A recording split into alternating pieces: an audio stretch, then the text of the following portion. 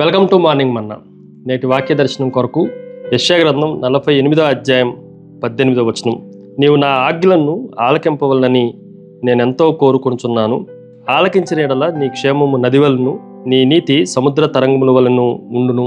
మరొకసారి యెషయా ప్రవచన గ్రంథంలో నుండి ఈ ఉదయకాల సమయంలో దేవుడు మన నుండి ఏమి కోరుకుంటున్నాడో ఆ విషయాలు, వాటి వలన మనకు కలిగే మేలుల గురించి ఒక వచనంలో అద్భుతంగా చిత్రీకరించడం ఈ ఉదయకాల సమయంలో మనం గ్రహించాలి. 4 ప్రాముఖ్యమైన విషయాలు మీకు జ్ఞాపకం చేస్తాను. Number 1, zeal of God.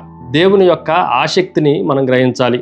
ఇది మానవుని ఆసక్తి కాదు, దేవుడే మన పట్ల చాలా ఉత్సాహభరితమైన ఆసక్తిని కలిగి ఉన్నాడు అన్న సందేశం ఈ వచనంలో రాయబడతా వచ్చింది. నీవు నా ఆజ్ఞలను ఆలకింపవలనని నేనెంతో కోరుకొనుచున్నాను. దేవుడు ఎంతో కోరుకొనుచున్నాడు. ఆయన ఆజ్ఞలను మనం గైకొనాలని, ఆలకించాలని, వాటిని ఫాలో అవ్వాలని దేవుడే ఆసక్తి కలిగినట్లుగా ఈ వచనం మనకి జ్ఞాపకం చేస్తూ ఉంది. తల్లిదండ్రులు ప్రమాదంలో బిడ్డలు పడకుండా ఉండాలని అనేక పర్యాయాలు చాలా సీరియస్గా నా మాట విను అని చెప్పినట్లుగా ఇక్కడ కూడా దేవుడు నా ఆజ్ఞలను ఆలకింపవలనని నేనెంతో కోరుచున్నాను అన్న షౌటింగ్ని ఈ వచనంలో నుండి మనం గ్రహించాలి. రెండో విషయాన్ని మీకు జ్ఞాపకం చేస్తాను. 0 పీస్ వితౌట్ ఒబీడియన్స్. విధేయత లేకుండా క్షేమము శూన్యము అన్న విషయాన్ని కూడా ఈ వచనంలో మనం జాగ్రత్తగా ఆలోచన చేయాలి. ఆలకించిన యెడల, ఒకవేళ ఆలకించకపోతే దేవుడు మనకిచ్చే శాంతి సమాధానము. ఈ వచనంలో పీస్ అంటే క్షేమము అన్న విషయాన్ని కూడా మనం గ్రహించాలి. క్షేమము శూన్యంగా ఉంటుంది. ఈ సత్యాన్ని మనం జాగ్రత్తగా ఆలోచన చేయాలి.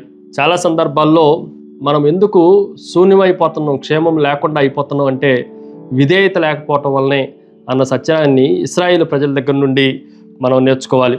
ఒక రోగి ఔషధాన్ని, మెడిసిన్స్ తిరస్కరిస్తే అతనికి ఎప్పుడు స్వస్థత పొందుకోవటం చాలా కష్టం.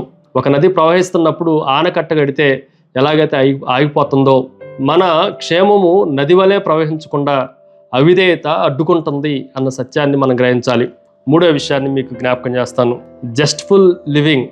ఈ విషయాన్ని కూడా మనం జాగ్రత్తగా ఆలోచన చేస్తే, ఉత్సాహభరితమైన జీవనము, మీ క్షేమము నది వలెను అన్న మాటను మనం జాగ్రత్తగా ఆలోచన చేస్తే, నదిలో మనకు జీవనము జీవితము రెండూ కనిపిస్తూ ఉన్నాయి. సముద్రాలు మనం త్రాగటానికి కానీ జీవించడానికి కానీ ఉపయోగకరంగా ఉండవు. కానీ నది నీళ్లు మనం జీవించడానికి, అవి మనకు ఉత్సాహాన్ని కలగజేయటానికి, మన పంటలు పండటానికి, మనము ఆహ్లాదకరంగా జీవించడానికి ఉపయోగకరమైన నీరులాగా దేవుడు కూడా మన క్షేమము ఇతరులకు ఉపయోగకరంగా, మనకు ఉపయోగకరంగా ఉండటానికి ఇష్టపడతా ఉన్నాడు. 4వ విషయాన్ని మీకు జ్ఞాపకం చేస్తాను. Zone of righteousness. నీతివంతమైన మండలము. ఈ మాటను కూడా మనం జాగ్రత్తగా ఆలోచన చేస్తే, నీ నీతి సముద్ర తరంగముల వలె ఉండును. సముద్ర తరంగములు పబ్లిక్గా కనిపిస్తూ ఉన్నాయి. సముద్ర తరంగములు లెగుస్తున్నాయి, పడిపోతూ ఉన్నాయి. సముద్ర తరంగములు పొంగి పొర్లుతున్నాయి. మన జీవితం కూడా ఎలా ఉండాలి, మన నీతి కూడా ఎలా ఉండాలంటే అందరికీ కనిపించే విధంగా ఉండాలి. అది పొర్లి పారే అంతగా ఉండాలి అనేది దేవుని ఉద్దేశమై ఉంది. దానిని మన దగ్గర నుండి ఆయన ఎంతో ప్రేమపూర్వకంగా కోరుకుంటున్నాడు అన్న సత్యాన్ని కూడా ఈ ఉదయకాల సమయంలో మనం గ్రహించాలి. ప్రార్థన. సకల ఆశీర్వాదములకు కారణభూతులకు తండ్రి, నీ ఆజ్ఞలను ఆలకింపవలనని మీరెంతో ప్రేమపూర్వకంగా మమ్మల్ని కోరుకుంటున్నందుకై మిమ్మల్ని స్తుతిస్తున్నాం. మాకు క్షేమాన్ని, భద్రతను, నీతిని ఆపాదించినందుకే మిమ్మల్ని స్తుతిస్తూ యేసు నామమున అడిగి వేడుకొంచున్నాం తండ్రి. ఆమెన్. God bless you.